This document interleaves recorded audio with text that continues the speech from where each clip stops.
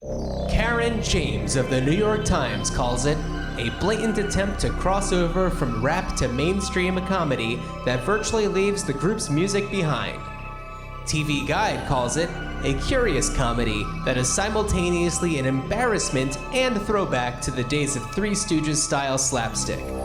And Vern of OutlawVern.com calls it a movie that exposes the dangers of for-profit medicine, a powerful story with sharp, incisive satire, and a well-researched look at exactly how the business works and why it fails us. On this episode of Ruined Childhoods, we decide the fate of Disorderlies.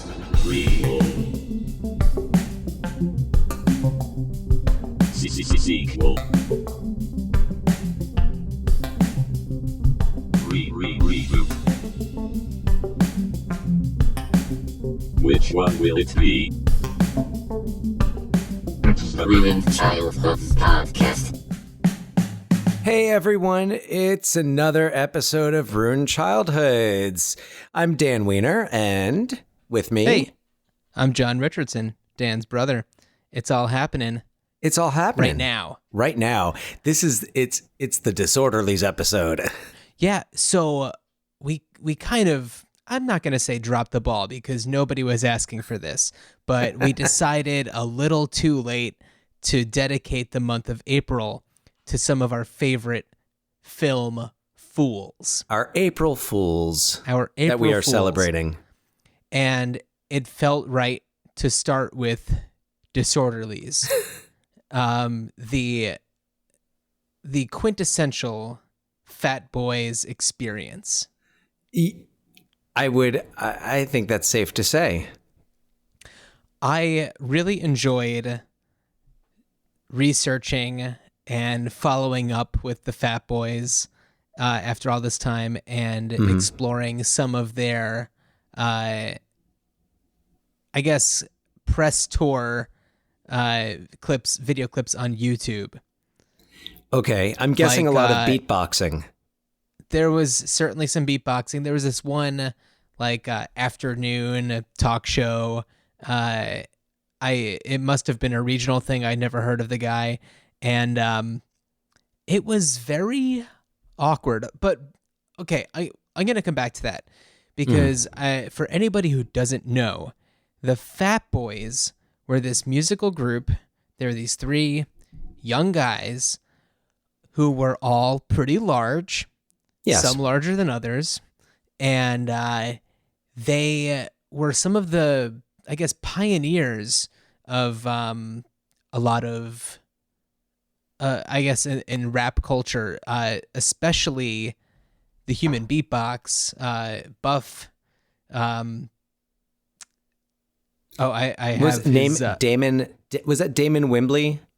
No, Damon Wibley is Cool Rock Ski. Oh, okay. Got it. Darren Robinson. Buff, okay. a.k.a. Buffy, the human beatbox. And he was one of the real beatboxing pioneers. And the story behind that is that he couldn't afford a drum set, wanted to play the drums, so he just kind of figured out how to make those sounds with his mouth. And it's really incredible, the things that he did with just his mouth. Yeah. No, very impressive. And I mean, the three of them together were a really talented group. I don't know how much memory you have of them from childhood, but I definitely had a Fat Boys cassette tape. It was, the album was called Coming Back Hard Again. And yep, I mean, and I just thought that meant like they were doing it rough. I mean, geez, I don't know what I thought. Who knows? I was like 10. Well, I'm looking to see. I think that was the album that featured. Are you ready for Freddy? Right, which they did for Nightmare on Elm Street. Was it The Dream Child? I want to say it was one of the. No, Dream Child was part 5 because I think it was for part. This is 4. 4. The year after Disorderlies. So the Dream Master. Because 3 was Dream Warriors. This is not a Nightmare on Elm Street episode, but I do look forward to the day we do that. Sure, yeah. So, just to go back, the other members are Prince Marky D, who is now a radio host in Orlando, or not, maybe not Orlando, but definitely Florida. And he got into radio. He produced for a little while. After his rap days, he went into producing and then has been on the radio. And he was actually the first Puerto Rican rapper to go platinum. That's kind of his claim to fame. One of his other claims than to fame. Being, one of the Fat Boys. Yeah. And then, of course, there's the aforementioned Cool Rock Ski, Damon Wibley. And I wish I could give more information. I sent him an email, but have not heard back from him yet. So should I hear back from Cool Rock Ski, Cool Rock, I will certainly let everybody know how that goes. Wow, I'm excited now. There's some suspense here. There is definitely suspense. I'm gonna keep on checking my email if by any chance he emails during the course of this episode. And this is legit. I'm learning about this right now, and I just like you am wonder if that email comes in, the response you hear is going to be 100% genuine, because I have no idea. I had no idea what was going on. Anyway, I just did a little. I just looked up the track listing on the album to kind of remember. All right, why might I have purchased this? This was the 1988 album that the Fat Boys released that featured not only "Are You Ready for Freddy," which was the song they did for Nightmare on Elm Street 4, but also their cover of "The Twist," which they collaborated with Chubby Checker on that. Yeah. And I remember that was a big hit. And I remember that was like a big summertime album. And that was the one Fat Boys album that I owned. So they did a bunch of interesting collaborations. They did a cover of Wipeout with the Beach Boys. Which was kind of alluded to at the end of Disorderlies. Well, you hear it. They play it in the film. Oh, is that actually? Oh, but it's very brief. Very brief. But there's the cameo of the Beach Boys. Mike Love and two of the Beach Boys. It's Mike Love and Mike Love, Al Jardine, and I thought I saw Brian Wilson in one shot briefly. I don't know. I don't know what his situation was at the time. I don't think Brian Wilson knows what his situation was at the time, but I mean, let's shout out to Brian Wilson though, man. Talk about someone who really came through the fire and pulled it together. Sure.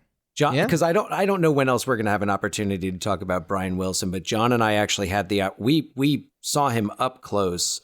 We did. Yeah. In the most random way. Well, not really random. This was this is before we were on our way, to go see, was it Brian Wilson or the? It was Brian Wilson with Al Jardine. I think it was with Al Jardine, and they were doing Pet Sounds. It was at the Beacon Theater. Mm-hmm. And Dan and I had stepped outside, and sure enough, the Frankenstein's monster was right in front of us. We were walking around the corner, going to put our bags in the car, and out of the stage door came Brian, or I think he was coming out of his bus to go into the stage, one way or the other. Yeah. But yeah, and he definitely looked a little out of it. Sure, but I saw him perform about 2 years ago, and it was like, I don't know if this guy should still be doing this. But I mean, talk about lucky to be alive. Yeah, for sure. Yeah. If anybody wants to know more about what we're talking about, watch the movie Love and Mercy. It is a really fantastic portrayal of Brian Wilson. But this isn't about Brian Wilson or the Love and Beach Mercy, Boys. But that is a great movie, and it's a great movie. You should check it out, regardless. Yeah. So back to the Fat Boys. So tell us, John, more about the Fat Boys. Well, I am very sad to say that in 1995, the human beatbox did die at the age of 28. Allegedly, it was right after he was on the phone with Prince Marky D talking about how he needs to get his life in order and get into shape. And he had a fall, and as a result of the fall, had a heart attack that ended his life. And there is some debate also about a little bit of controversy with his baby mama. They were never married or anything, but it's a rapper named Queen Pen, and she had their son, who is a rapper that goes by Q Hanaz. So it's Q Hannaz.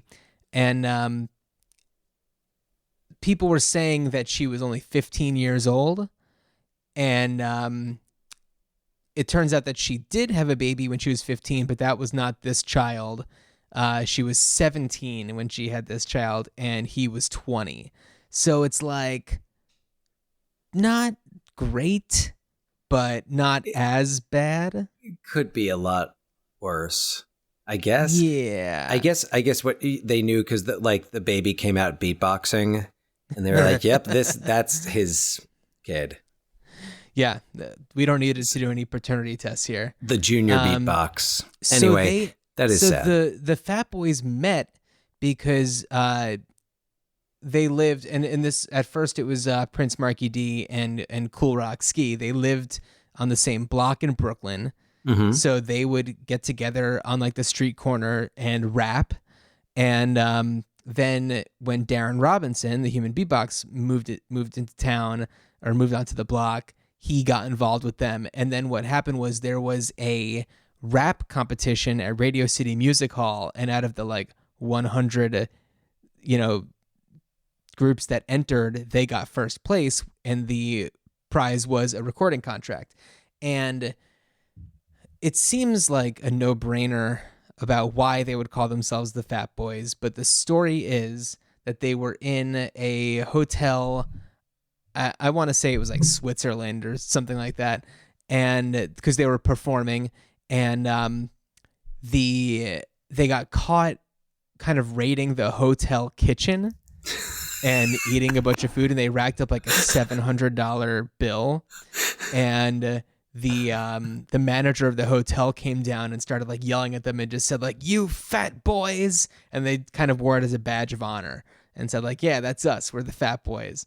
So why is that not the beginning of Disorderlies? Why is that not the pre-credits sequence? There's a lot of questions about why things aren't the beginning of Disorderlies, because it certainly doesn't have, I guess, a rhythm that makes sense. The beginning is a little uneven. Yeah, the beginning is a little uneven. That's basically the background information I dug up on the Beach Boys, by the way. I'm sure there's a ton more. I'm going to check my email. On the Fat Boys.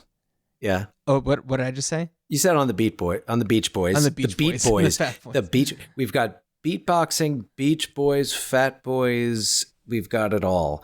And they were also, but this is also not their film debut. No. They were in the film, was it Crush Groove? Crush Groove, yeah, which kind of chronicled the scene, like the hip hop scene at the time. And this predates Disorderlies, so they were still very young. Yeah, and it featured them, kind of not like as the primary characters, because who else was in that one? That Run DMC. Run DMC, I think, were kind of the central group in that, if I remember correctly. I did see it not too long ago. I remember the Fat Boys were definitely featured in it, but I feel like they were kind of more of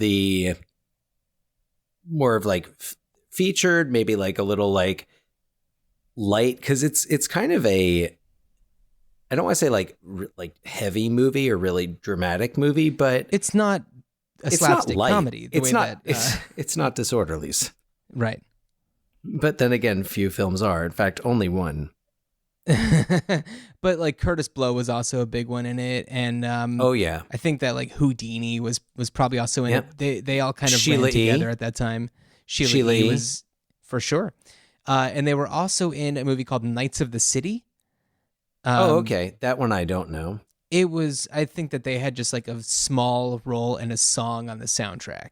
Oh, you know who else was in Crush Groove? New Edition. That was I feel like the introduction of New Edition. And then you had New Edition, who later, was Bobby Brown and Belle Biv DeVoe. I feel like I'm leaving someone out. Russell Simmons is in it. The Beastie Boys are in it. This must have been like the first time the Beastie Boys were known outside of New York. So Crush Groove is actually, it's important. It's important to talk about Crush Groove because it's directed by Michael Schultz, the director of Disorderlies. Michael Schultz, yes, who did Disorderlies. And let's see, what else did he do? Because he did a bunch of stuff. He worked on, I want to say, Car Wash. He did Car Wash. He did The Last Cooley High. Emperor? The Last Emperor? No, I'm totally That's a different Michael Schultz. Michael Schultz, it looks like he worked on a lot of the big, like with a lot of the great black filmmakers in the 70s and 80s. So Michael Schultz. The Last Dragon, that's what I was thinking of. Oh, The Last Dragon, yes. No, he directed that. He directed Car Wash. He directed He did a lot Cooley of music High. videos later on. He directed The Jerk 2. The Jerk 2? Yeah. Which was made for TV. Okay. Just saying. It happened. Okay. I think I want to know a little bit more about that, but he's directed a lot of TV. Yeah.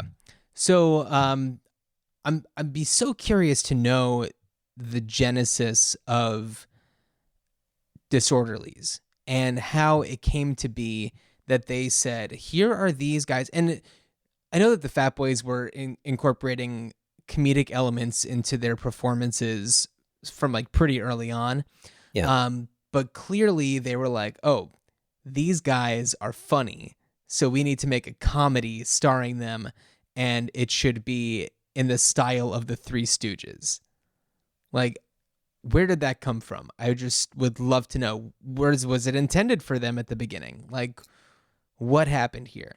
I'd love to know. You know, John, I was really hoping to find some answers, and this is the one movie that if you look at IMDb, which I always enjoy looking at the trivia for movies that I've seen before but never really knew much about, and Disorderlies has 2 items of trivia. Yeah. It has 2. There are commercials on IMDb that have more trivia. I think my IMDb page has more trivia on it. No, it's that the mansion in it is the Clampett mansion from the Beverly Hillbillies, and that Julie K. Smith is the skinny dipper who goes down the slide. Right. We'll get back to that scene. Oh, geez. Yeah, right. The 2 most who cares things about this entire movie. That scene actually is kind of, that's the nostalgia connection. And I know that sounds off right now, but it'll make sense when that's in context. Okay. All right. So anyway, getting back to Disorderlies and the concept behind it. Right. So here is the plot. If you don't mind, I'll go ahead and take a stab at doing this briefly. But there is this slimy guy. His name escapes me right now. It's like Lowry or something Lowry like that. Winslow or Winslow Lowry. It's Winslow one way or the other. Either way. He has a gambling problem and owes like $650,000 to this guy named Miguel. And Miguel is like, if you don't get me this money in like 3 weeks, then I'm going to kill you. Cool. Got it. And he's like, don't worry, because my super rich uncle is like on his last legs. He's about to die. And when he dies, I get everything. So no worries there. So he's like, all right, well, you better die fast because 3 weeks, you got 3 weeks. So he goes in to see his uncle, and the orderlies that are there are like, he's doing great. He's doing so much better. And of course, his natural reaction is, I have to replace these orderlies with the worst orderlies I can find. Somehow, the headline in the newspaper is like, "This is the worst nursing home in the world." So It's a slow news day. Yeah, and it's in Brooklyn. So he travels to Brooklyn from like Palm Beach and finds these guys as they are getting fired for eating a bunch of cakes at the nursing home, which, by the way, the people at the nursing home seem to really enjoy these guys. It's a little it's difficult to tell because I'm like, yes, they're having a blast, but also they do look frightened. But yeah, but it's like that place looks like a hellhole anyway, so I doubt it's all them. No, it looks like they make it fun. Yeah. So they get fired. Lowry Winslow, he is there and offers them jobs, flies them back to Florida, and he tries to get them to essentially kill his uncle. And what ends up happening is they kind of become buddies with his uncle because they take him to like this roller skating rink. I don't know how they knew their way around Palm Beach, but they seem to do just fine. So they show him a good time. He actually really likes them. And then they lose all of his medication. And that ends up being like the thing that saves him. And he's like all better and just like becomes best friends with them. And then Winslow Larry decides to take matters into his own hands and tries to steal a bunch of money and gold from his uncle and then blow the place up. And the fat boys foil the plan, and we all live happily ever after. Yep. With the Beach Boys. With the Beach Boys. Oh, and Prince Marky D has a love interest. Yeah, Carla, who is the, I guess, just house staff. I don't think it really was specific about what she did there. She's the maid. A maid.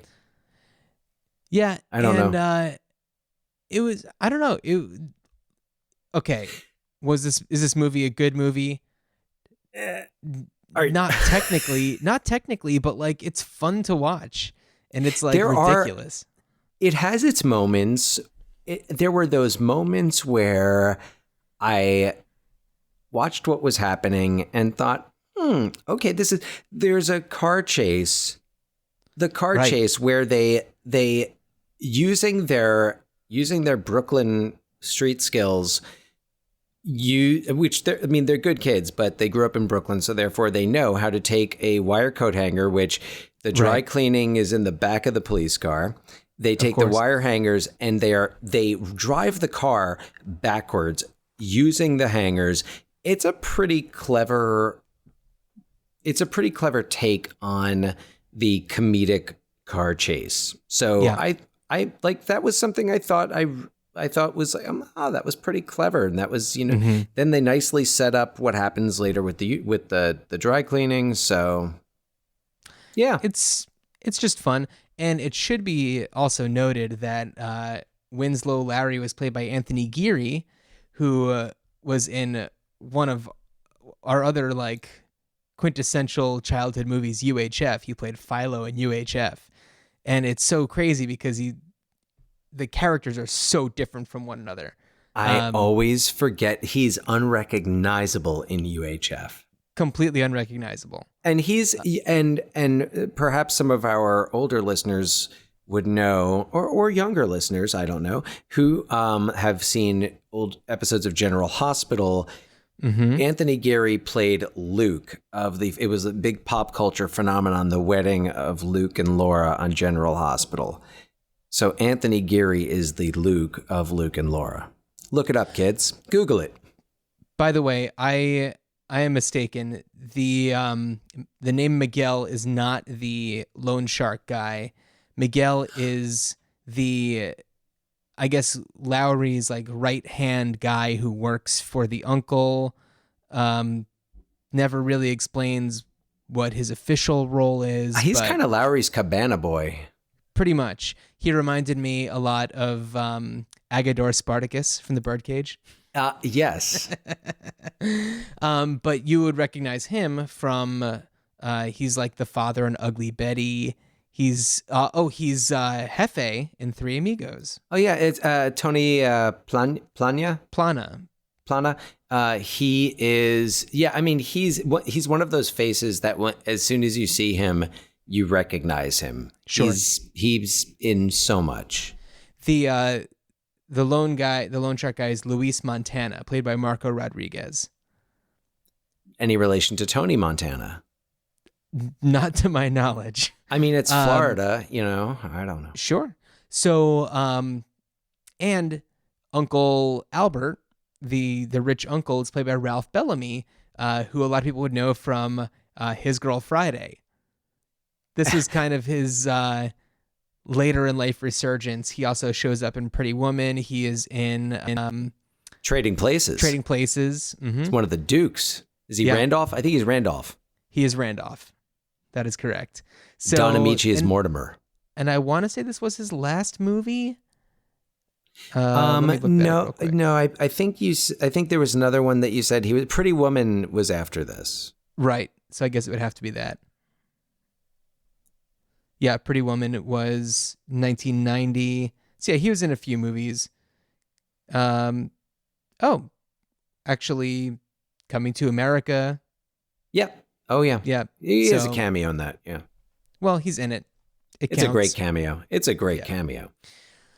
So, Disorderlies. It's completely wacky. The Fat Boys, they have a lot of fun. They have one musical moment where they do their rendition of "Baby, I'm a Rich Man" by the I would Beatles. say that's a more accurate term than cover. It's not more a cover. Of a rendition. No, definitely more of a rendition. Yeah. They find a VHS camera. They find a VHS camera that's somehow wirelessly hooked up to a bunch of TVs. Definitely not possible. John, your logic has no place in this discussion. Leave your logic at the door. We're talking Disorderlies. We are talking Disorderlies, but you know what? I didn't care. No, because it was just so much fun. If you're nitpicking the logic holes of Disorderlies, you should not be watching Disorderlies. No, definitely not. I don't want to, tear down this movie. This is not what this podcast is about. It's fun. It was a fun little nostalgia trip. So speaking of the nostalgia trip, by the way. Oh yes. I watched Disorderlies a few days ago, but it was the first time in a long time. But the last time that I remember for sure watching at least part of Disorderlies must have been at some point in, maybe 88, 89, 90, somewhere around there at the Ground Round. Oh my God. I want to say it was the Ground Round in Springfield on Route 22 in New Jersey. Was this a pay your weight situation? I remember there being popcorn baskets. I remember I'd like a gumball machine, and there was a big screen that usually played cartoons, but sometimes they just kind of put on HBO.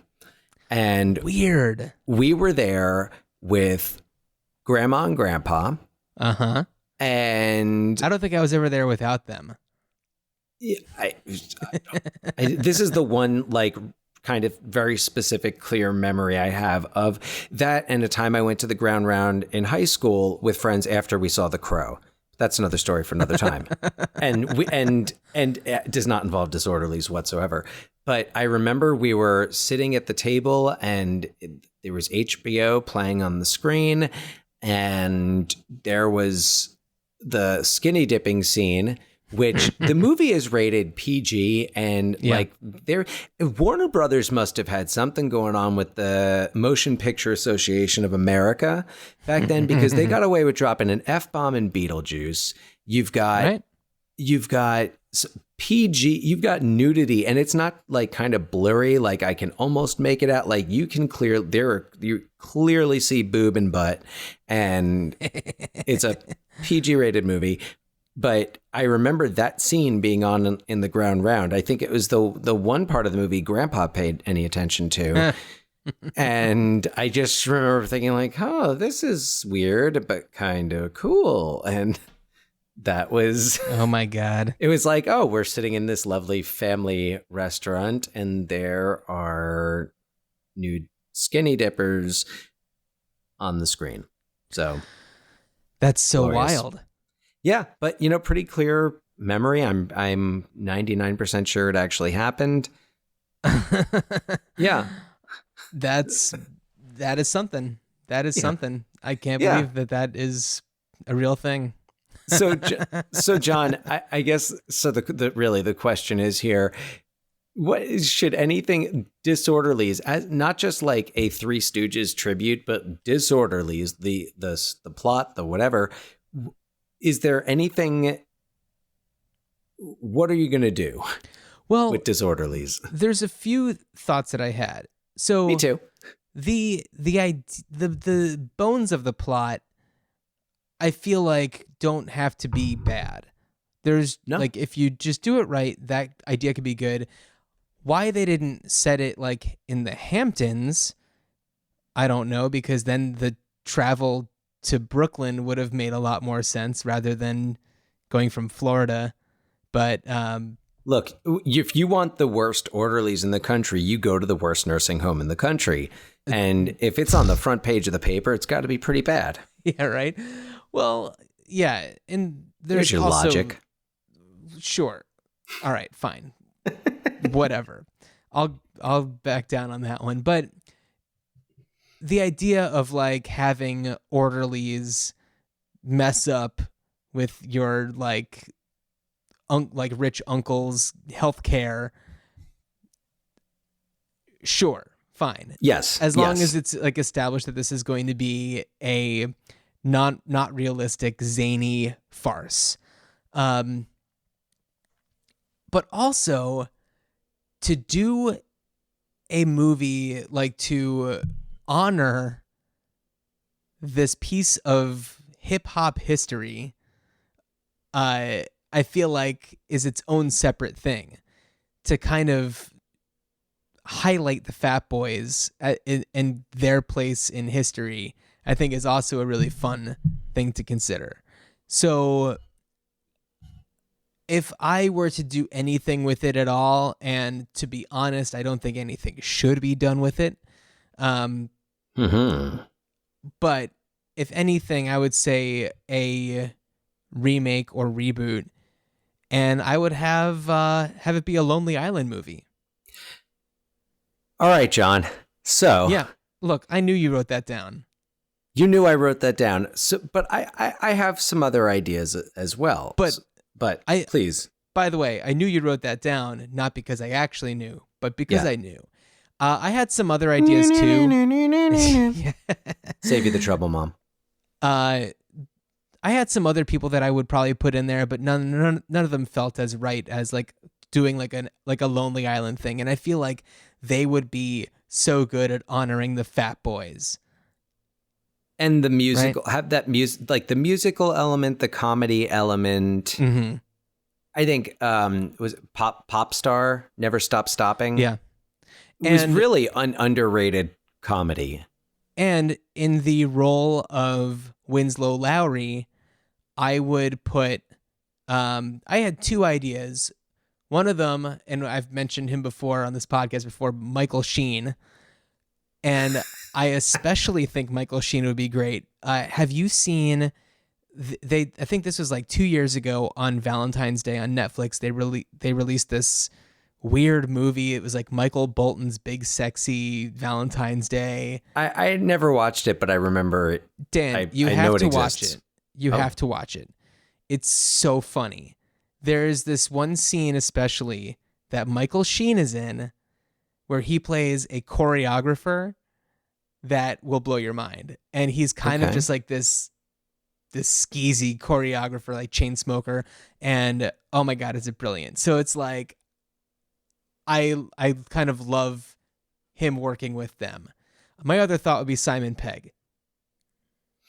Oh, that would be an interesting role for Simon Pegg. Yeah. Has he ever really played an really unlikable character, like truly unlikable? I don't know about truly unlikable. He did a few movies kind of like, I would say mid-career. There was like Run Fat Boy Run and stuff like that where he was like not I feel like there's super somewhere he's likable. kind of a jerk, and then he kind of sees the error of his ways. But yeah, no, this would kind of be. I mean, really, Lowry, you're kind of hamming it up. You're I imagine. I wonder if Alan Rickman was considered for this role. It would have been like I would have loved to have seen a young Alan Rickman, because remember, this is pre-Die Hard, so a young Alan Rickman is Lowry. But so I definitely had the Lonely Island thought, and I'm trying to. I'm sorry. I don't want to interrupt your. Oh no. I'm good. It's all you. I've got ideas. Oh my God. I've got thoughts. I've got ideas.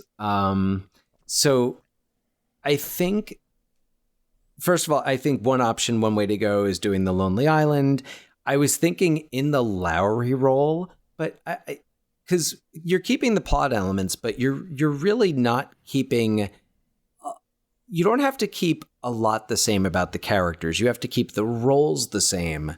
But I was thinking in that Lowry role, Gwyneth Paltrow. Huh. I just feel like I kind of want to see Gwyneth Paltrow do a comedy and do something, because she really wouldn't have to she would really just have to be bitchy and petty Right. in the movie. So I feel like it wouldn't be a problem, because I know like not everybody is so hot on Gwyneth Paltrow. So I feel like if you cast her in that role, It's her opportunity to say, I can clown.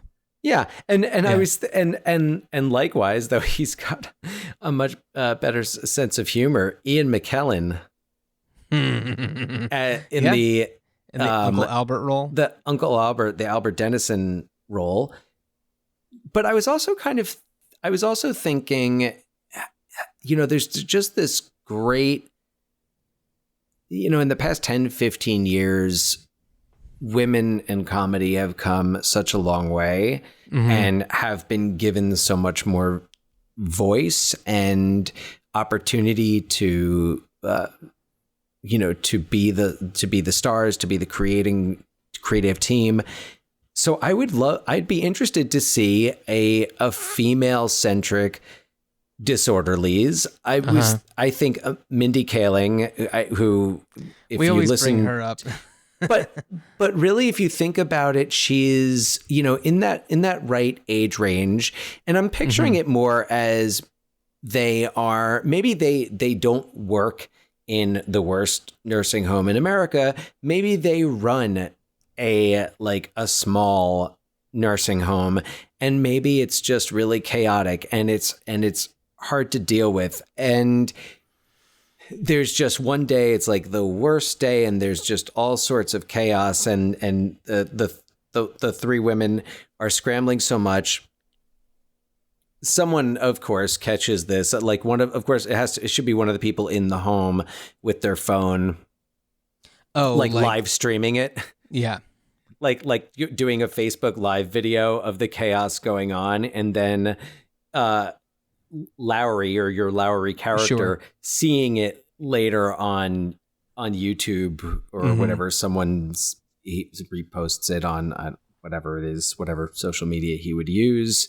And that's how, rather than seeing on the front page of the newspaper the worst nursing home in America, he sees this video, and it's Mindy Kaling, and like Zoe Kazan would be I think she brings a lot to a role, and she's different, and I would love to see her in it. And I mean, I don't know, there's so many wonderful options of other women. Adie Bryant, who I've been enjoying. I started watching Shrill and enjoying her work in that, but I enjoy her work in, like, she was, I think the one thing I liked about, there was a movie, there was an Amy Schumer movie.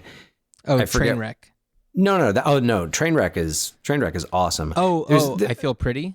Yeah, I Feel Pretty, which wasn't great, but I thought Adie Bryant brought some life to her scenes. She's great. Yeah. I actually did write down a few names for people that could be in it, and actually Amy Schumer was one of them. Yeah, I was thinking her. Yeah, that was one of my I had other Amy possibles. Schumer, Jack Black, and Ryan Gosling.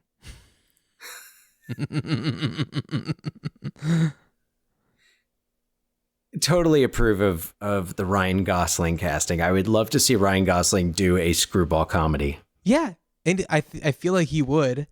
He's so funny in The Nice Guys. Yeah. I don't think he takes himself too seriously. No. And Jack Black is kind of like, oh yeah, he could totally.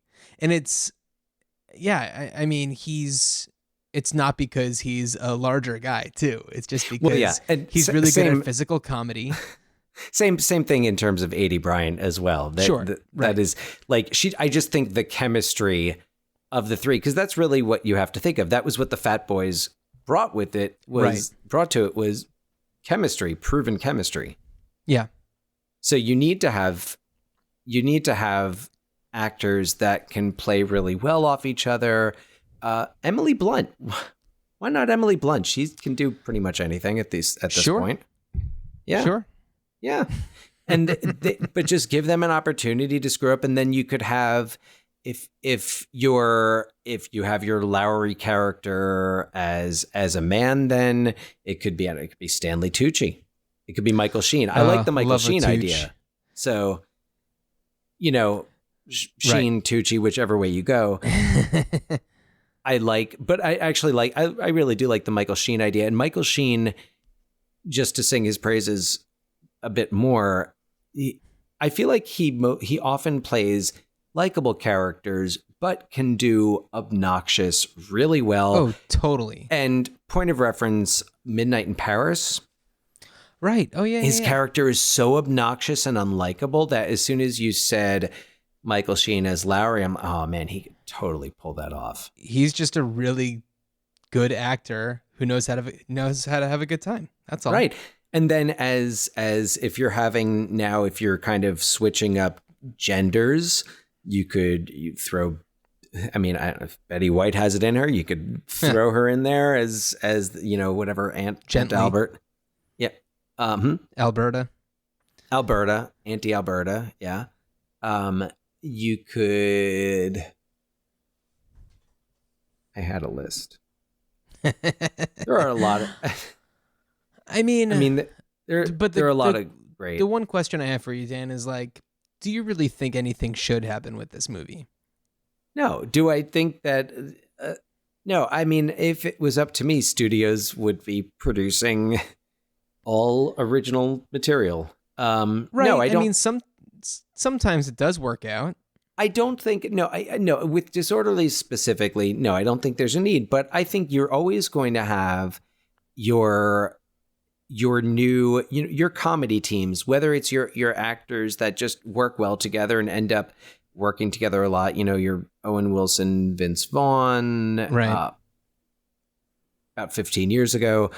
Yeah. Your, John C. Reilly, Will Ferrell.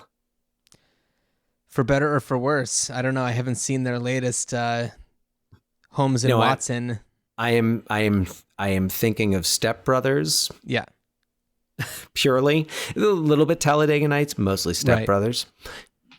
But you've got I think it's a tradition in film to have your musical crossovers. Mm-hmm. And to have this type of screwball comedy that doesn't, I mean, look, they actually did a Three Stooges movie. I think it was the Farrelly brothers. Yeah. Prior to being an Oscar winner, Peter Farrelly. Oh boy.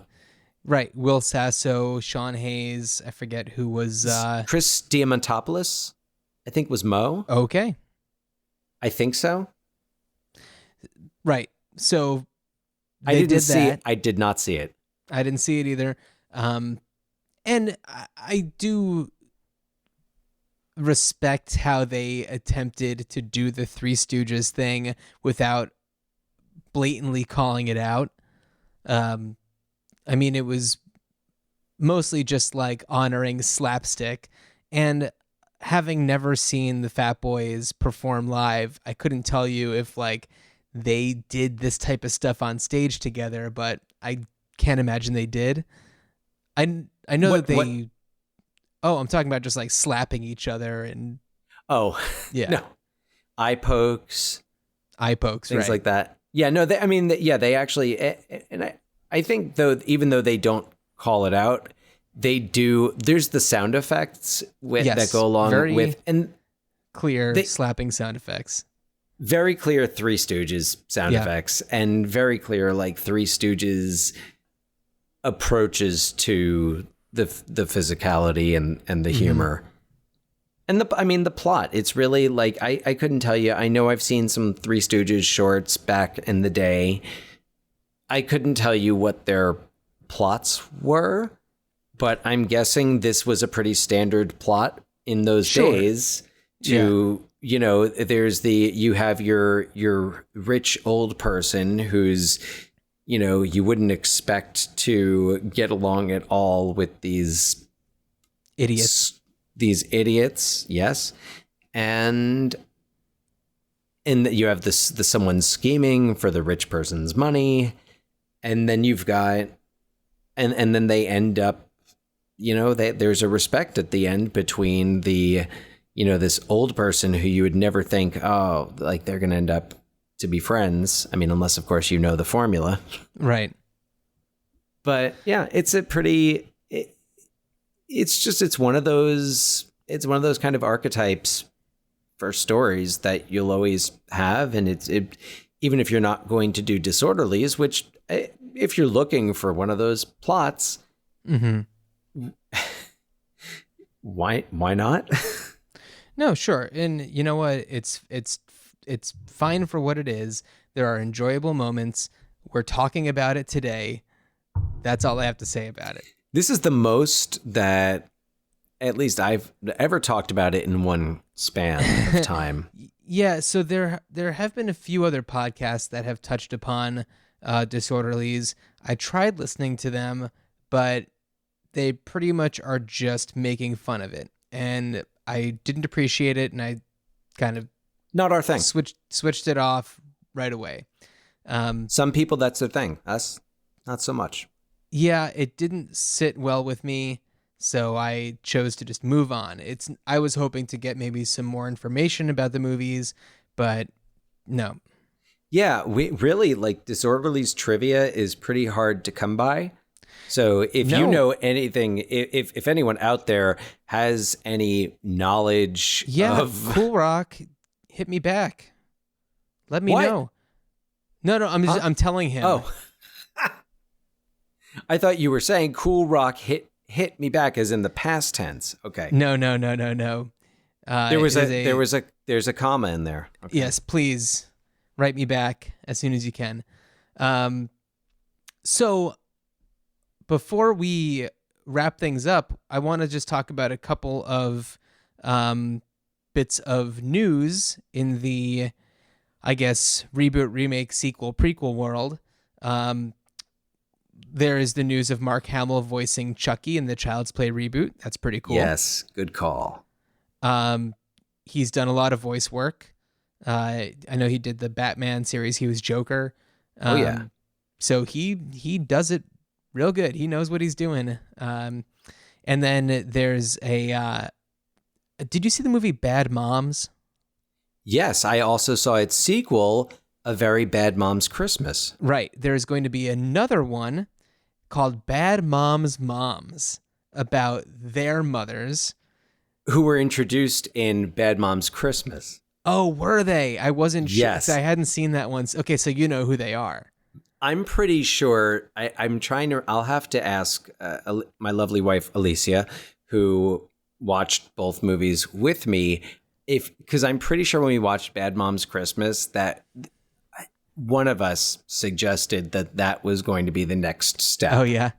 or something involving the mothers. But well, it's Cheryl Hines, Susan Sarandon, and one of my personal favorites, Christine Baranski. Christine Baranski is they're all wonderful. Yeah. Christine Baranski,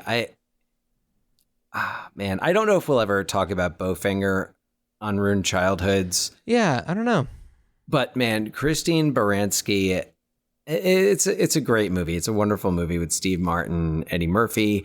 But Christine Baranski has some moments in that movie that I howl out loud every time.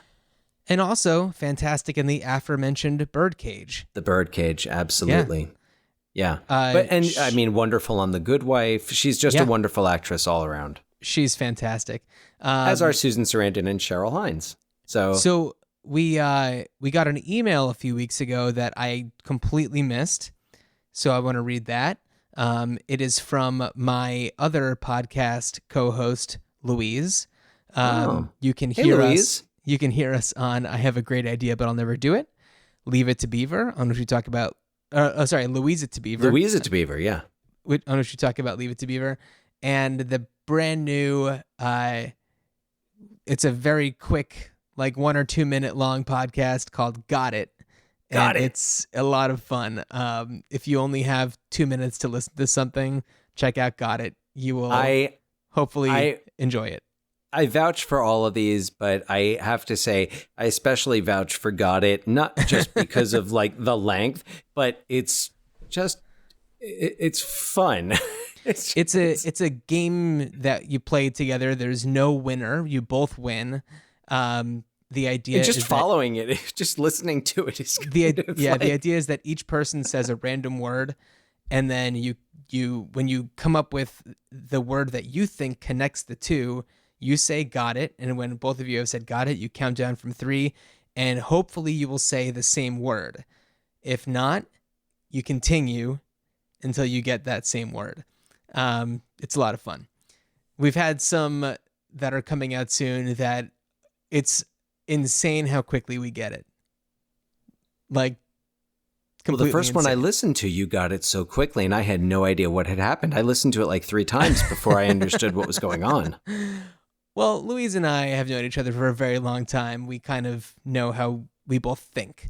And we've done many hours of podcasting together. It's bananas. So we had talked about Sunset Boulevard. Oh, yes. Many episodes back. So she says, my 2 cents, I think the upcoming Sunset Boulevard movie is Oscar bait for Glenn Close. She's got 7 nominations, no wins. She's 72. She already knows and is flawless, Sunset. Won the Tony in 95, did the revival West End in 2016, Broadway in 2017, and Hollywood wants to give her an Oscar. It's a no-brainer. At this point, whatever Glenn Close her next movie could be like the Police Academy reboot, and she will get nominated for an Oscar just because there are so many times that she's come so close.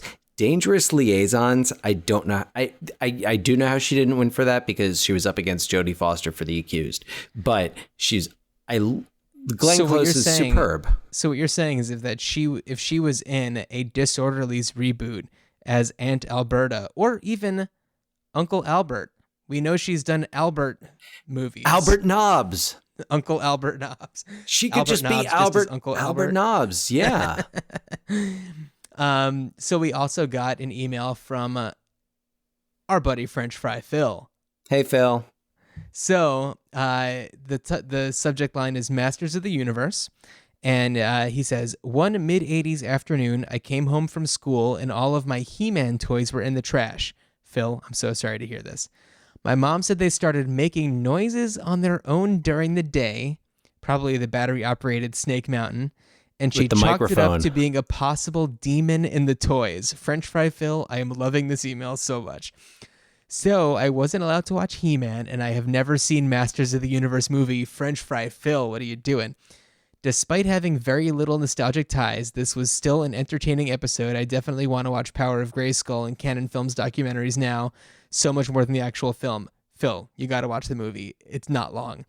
I don't think I've ever seen Disorderlies, but I do remember the song All You Can Eat and the Fat Boys appearances on a math show I used to watch called Square One. Oh, which was a fantastic show. Did you ever watch Square One, John? I didn't, but Laura, my wife, grew up watching it. Okay. Yeah. So that's really funny. And it was also interesting that she didn't know who the Fat Boys were. And she grew up listening to hip hop and watching Square One. So I have some questions for her. Maybe she thought they were someone else. Maybe she thought they were the Miami Sound Machine. Yeah. So anyway, I actually, what's interesting is Phil is so reminding me, and I am really sorry to hear this, that your He-Man toys were in the trash. That's awful. I discovered, so my He-Man toys are all preserved in the attic of our parents' house. And I was very excited to learn that after recording the Masters of the Universe movie. Yeah. Or episode. Yeah. So we do have another email from French Fry Phil, because I sent him one saying, like, I hope it's okay that we are reading your emails. To which he says, I have no issue with you guys reading my emails. It's totally cool. I get slightly pumped on Tuesday mornings when I have a Ruined Childhood's new episode notification on my phone. Thanks, buddy. That's so cool. I haven't seen either of those movies, referring to Disorderlies or the movie that we're doing on the next episode, we'll talk about soon. But look forward to your discussion. I will say that for some reason I associate the Fat Boys with Sbarro pizza, maybe from the All You Can Eat video. When I was a kid in California, I thought eating a slice of cheese pizza at my mall Sbarro was on par with eating real New York style pizza. That's probably super offensive to your pizza tour brother. Scott, if you want to chime in, I doubt that you would have any objection to French Fry Phil. I think for a lot of people, Sbarro is the closest that they get for a while. I would say Sbarro is closer to authentic New York pizza than a lot of the other regional like pizzas I've had outside of New York. Yeah. Like a Cece's, definitely like a Domino's. I'd say this Sbarro's is not our area of expertise, by the way. No, but I'm going out there and saying I don't judge you for the Sbarros. I got love for Sbarros. Yeah. So we need to talk about the next episode, because Dan and I, before we started recording, had mentioned that there are parallels that we need to go over. Dan, do you want to tell everybody what our next episode is going to be? So on our next episode, we are going to be talking about some more April Fools, The Brain Donors, which 1992, kind of a tribute / remake. What? It's definitely... Well, it's a tribute to the Marx Brothers, a remake of A Night at the Opera and Coconuts, a little bit of... I think it's mostly Night at the Opera, but it incorporates elements from other Marx Brothers movies. Right, right. But it is interesting that this is another one that's paying homage to a classic comedy group. And kind of follows a similar formula. Sure. Yeah. So, which we'll get into, of course. We will talk about it on the next one. The parallels between these two movies, which we will talk about on the next episode, are very interesting. There's a lot of things where I'm just like, okay, that happens in that movie, or like that's very similar to what happens here. So we will talk about that on the next one. You look puzzled. Absolutely. No, I'm thinking. I'm just thinking as we're talking about it, and I'm thinking about all of the different. There's one very obvious one, and then there's one that's a little bit more abstract. Okay. Cool. Yeah. All right. Well, we'll be talking about that on the next episode. All right, John. All right, everybody. Good journey. Good journey to you all. I think I could handle what you do pretty easily. You're the human beatbox, right? Human beatbox. Just go. You need gold on your teeth.